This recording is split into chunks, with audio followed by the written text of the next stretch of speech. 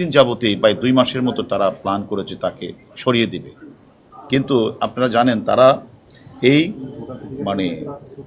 যে আনোয়ারুল আজিম আনাকে হত্যার রাজনৈতিক এবং অর্থনৈতিক যে কারণেই থাকুক হত্যা করার উদ্দেশ্যে তারা প্রথমত তারা বাংলাদেশের মাটিকে তারা ব্যবহার করতে চেয়েছিল। কিন্তু পরবর্তী পর্যায়ে বাংলাদেশ পুলিশের তথা ঢাকা মহানগর গোয়েন্দা সংস্থার তদন্ত সক্ষমতা এবং তাদের সফলতার কারণে এর আগে অনেকগুলি হত্যাকাণ্ড সংঘটিত হয়েছে। প্রত্যেকটি মানে হত্যাকাণ্ডের ক্লুথ আমাদের মানে ডিবি পুলিশ ঢাকা মহানগর গোয়েন্দা পুলিশ আমরা বের করেছি। তারা সেটাকে তারা সাহস না পেয়ে তারা তখন বাহিরের মাটিতে তারা এটাকে প্ল্যানটা তারা করেছে এবং সে প্ল্যানের পার্ট হিসাবে প্রথমে তারা একটি বাসা ভাড়া নেই সেখানে 25 তারিখ এবং সেই বাসা ভাড়া এগ্রিমেন্টে বলা আছে তারা সেখানে গিয়ে 30 তারিখ উঠবে এবং তারা সেই মোতাবেকে মাস্টার প্ল্যান যিনি করেছেন তাকে হত্যা করা তিনি এবং যিনি অপরাধটা হত্যাকাণ্ড সংগঠিত করবেন যিনি করবেন উনি এবং আরেকজন তাদেরই গার্লফ্রেন্ড তারা 3 জনে মিলে 30 তারিখ বাংলাদেশ থেকে তারা বিমান যুগে চলে যায় কলকাতা। সেখানে তারা গিয়া যেই বাসাটায় তারা উঠেছে সেই বাসাটাতে ভাড়া করে সে বাসায় উঠেছে। অর্থাৎ তারা বোঝাতে চেয়েছে যে এখানে ফ্যামিলি থাকবে, এটা কোনো অপরাধের কোনো কিছু ঘটবে না, এরকম এটি তাদের মানে প্রথম তাদের বিয়াটা ছিল এরকম। এবং তারা ঠিক 2 মাস যাবত আবার এটাও খেয়াল রাখছিল যে কোন সময় আমাদের যে ভিকটিম তিনি কলকাতা যায়। উনি কলকাতা মাঝে মাঝে যান, আগেও যে অনেকবার গেছেন এবং উনি অনেক দিন ছিলেনও এক সময়। ওনার কিছু বন্ধুবান্ধব আছে, তিনিও এই 12 তারিখ উনি চলে যায়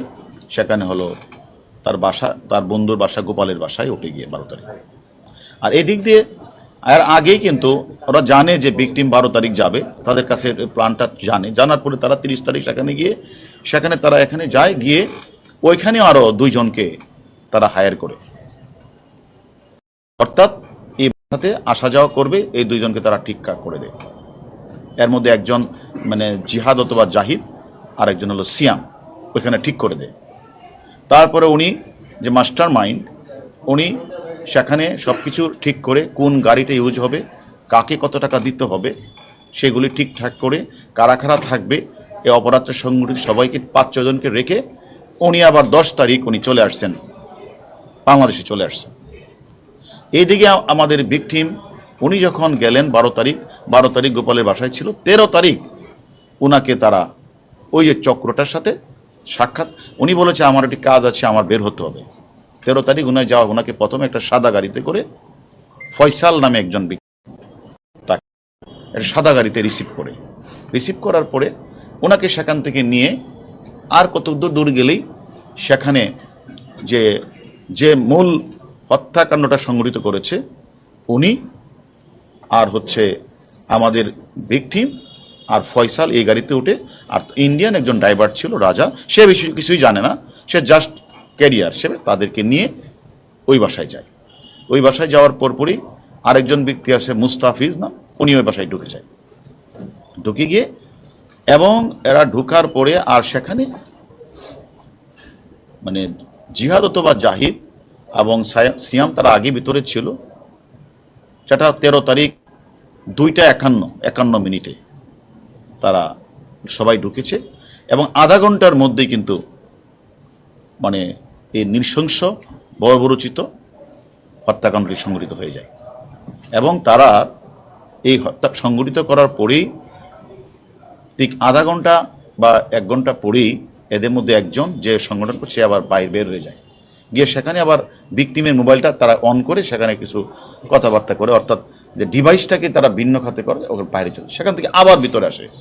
এসে তারা যে এটা আপনাদের বললে মানে এটা আসলে বলাও এটা আমাদের সকলের জন্য অত্যন্ত একটা কঠিন বিষয় যে তাকে তারা মানে তাদের প্ল্যানটা ছিল এরকম যে তারা একদিকে যারা বিদেশের মাটিতে হত্যাকাণ্ড সংঘটিত করবে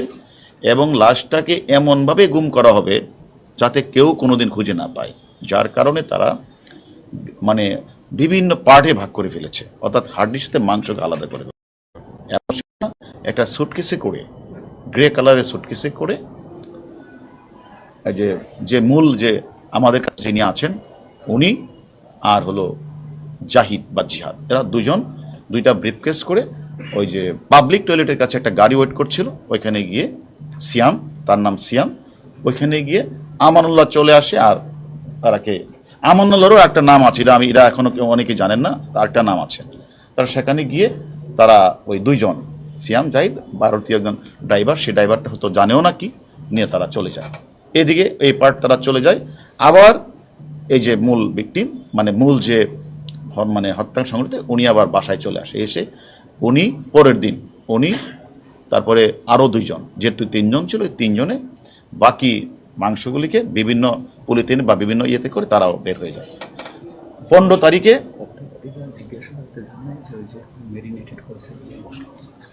এবং আরেকটি বিষয় আপনারা জানা রাখা উচিত, যাতে এইভাবে যে তারা যে এগুলি যে মাংসগুলি নিচ্ছে, যদি পথে কেউ ধরে তখন এটার মধ্যে তারা মানে হলুদের মশলা দিয়ে তারা করে নিয়েছেন। যদি কেউ বলে তখন বলবে যে এটা তো আসলে বাজার থেকে আমরা কিনে আনছি, এটা মশলা তো মাংস, এরকম বলবে সেটা এটাকে। অর্থাৎ উদ্দেশ্যটা ছিল যে মানে এমনভাবেই গুম করা হবে তাকে যেন কেউ কোনো দিন তার অস্তিত্ব না পায়। অপরাধীরা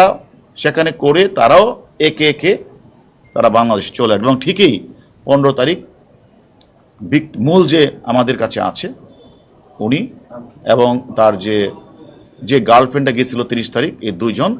তারা বাংলাদেশে চলে আসে। 16 তারিখ মুস্তাফিজ চলে আসে।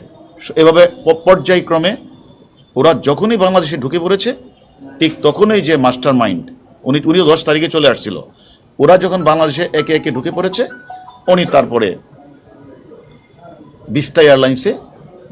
দিল্লি থেকে 2 ঘন্টা ট্রানজিট নিয়ে উনি কাঠমান্ডু থেকে ওখান থেকে অন্য কোথাও হতে চলে যেতে পারে এবং চলে গেছে। এখন আমার বিষয়টা হচ্ছে যে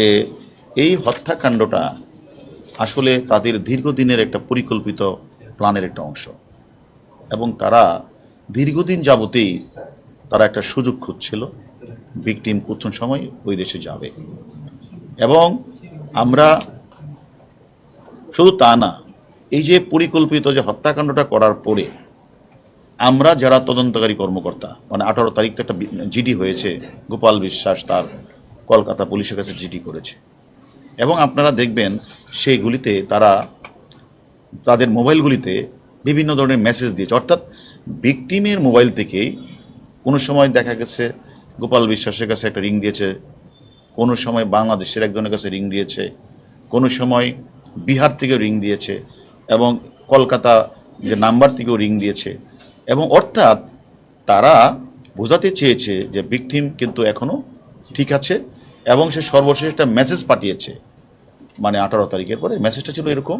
যে আমি দিল্লি যাচ্ছি, আমি দিল্লির স্বরাষ্ট্রমন্ত্রী অমিত শাহের সাথে আমার সাক্ষাৎ হবে, এবং মাননীয় আমাদের দেশের প্রধানমন্ত্রী যাবে সেখানে তার মন্ত্রী পাওয়ার বিষয় নিয়ে কথা হবে। সেই মেসেজগুলি যখন আমরা পেলাম, আমার তখনই সন্দেহ হচ্ছিল যে এরা আসলে মানে অপরাধীরা অপরাধ করে ডিভাইসের মাধ্যমে তারা অপরাধ তদন্তকারী সংস্থাগুলিকে ভিন্ন খাতে নিয়ে যাওয়া, এবং তারা যখন তাদের নাম গন্ধ যেন না থাকে, নিশানা না থাকে, সেই কারণে কোনো সময় তারা এই মোবাইলটা গিয়ে তারা পাঠিয়ে দিয়েছে বেনাপুলের দিকে, কোনো সময় তারা মোবাইলটাকে পাঠিয়ে দিয়েছে মুজাফফরাবাদ, কোনো সময় তারা আবার মেসেজ দিয়েছে, আবার কোনো সময় ইয়ে থেকে ওই মানে পশ্চিমবঙ্গের মানে লাস্ট বর্ডার যেখানে আমাদের মানে বেনাপুলের কাছে, তারা সেখানে যে মেসেজটা দিয়েছে আমাদের বাংলাদেশে তার যে এপিএস, তার পিএস এবং আরও অনেকের কাছে তারা মানে টেলিফোনটা করেছে। টোটাল উদ্দেশ্য ছিল একদিকে লাশটি গুম করা, অস্তিত্ব যেন কখনো না পাওয়া যায়, আরেকটা উদ্দেশ্য ছিল তদন্তকারীরা যেন কোনো ডিভাইস খুঁজে না পায়, ডিভাইসটা এমনভাবে করবে যেন তাকে অপরাধী ধরতে না পারে। আর অন্যদিকে আমাদের দেশের যে সকল অপরাধীরা বিদেশের মাটিকে অপরাধ আশ্রয়স্থল হিসেবে ব্যবহার করেছে, তারাও যেন ইন্ডিয়ান পুলিশের জন্য তাদের নজর যেন বাংলাদেশে না আসে। সব কিছু মিলি তারা এই কাজটা করেছে, এবং আমি মনে করি আমরা মানে তারা যতটুকু করেছে, আমরা আমাদের যে সকল আসামিরা আমাদের কাছে আসে তাদের কাছে আমরা আদি অন্ত সব জেনেছি, এবং তারা আমাদের কাছে স্বীকার করেছে। আমরা সেই বিষয়গুলি আমরা কলকাতার ইন্টেলিজেন্স ব্রাঞ্চ, STF, এবং কলকাতা পুলিশ সকলের সাথেই আমাদের এখনও প্রতিনিয়ত আমাদের যোগাযোগ হচ্ছে। তারাও আমাদের কাছে বিভিন্ন তথ্য নিচ্ছে, আমরা তাদেরকে বিভিন্ন তথ্য দিচ্ছি যে, এবং আমার ওই মানে ওরাও অলরেডি গাড়ি এবং কিছু কিছু জিনিস তারা উদ্ধার করেছে। এবং আমি মনে করি আজকে ইন্ডিয়ান পুলিশের একটা টিম আমাদের এখানে আসবে, তারা আমাদের এই যে সকল আসামি তাদের সাথে কথা বলবে এবং আমরাও প্রয়োজন বোধে আমাদের ঊর্ধ্বতন কর্তৃপক্ষের সাথে কথা বলি, আমরা দরকার হলে ওইখানের ঘটনাস্থল আমরা পরিদর্শনে যাব, আমাদের ঊর্ধ্বতন কর্তৃপক্ষ অনুমতি দিলে আমরা সে কাজটিও করব। আমরা মনে করি যে মানে যে বাংলাদেশের মাটিতে তারা কিন্তু অপরাধ করার সাহসটা পায় নাই। তাদের যে পরিকল্পিত প্ল্যান, তারা যে মানে গুলশানের যে বাসাটা তাদের এই প্ল্যানটা হয়েছিল, এটা হলো flat number 2B1, house number 17, road number 65, Gulshan 2। এই বাসা, আরেকটা বাসা ছিল হলো বসুন্ধরা, সেটা হলো 1929, রোড নম্বর 32, ব্লক